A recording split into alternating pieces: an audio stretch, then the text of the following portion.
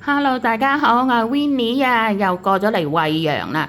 今次又嚟咗呢個惠陽嘅麗景國際花園酒店。今次介紹另一間豪華套房俾大家，希望大家喜歡我嘅介紹啊。好，一入嚟先係房嘅洗手間。呢個係風筒啦，應有嘅設備都有啦，洗手盆、拖靚。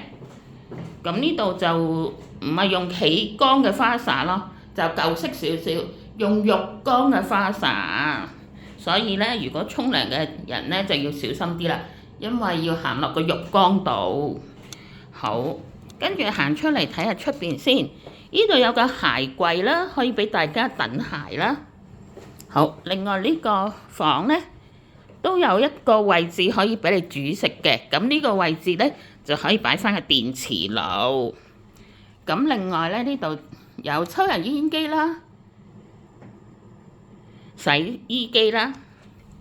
另外有個好大嘅雪櫃。咁有梳化啦，方便大家喺度食嘢啊、飲茶啊都得。咁佢個電視咧就喺呢度喎。咁大家睇電視咧就有啲麻煩啦。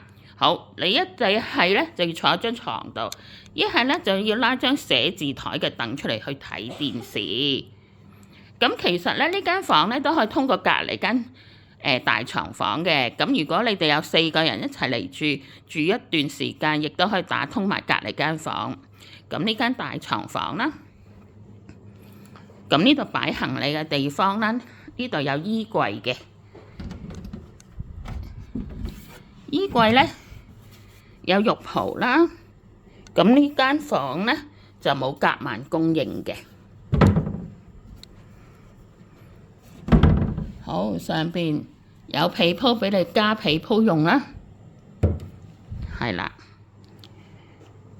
咁另外仲有張寫字台，嗱調翻轉就可以坐喺呢度對住大家一齊傾偈，但睇電視咧，可以坐長梳化，坐最角落個位去睇電視就比較辛苦，不過唔緊要啦，橫掂都係嚟玩下住下啫。橫掂好多時國內朋友、香港朋友都有一大段時間放假。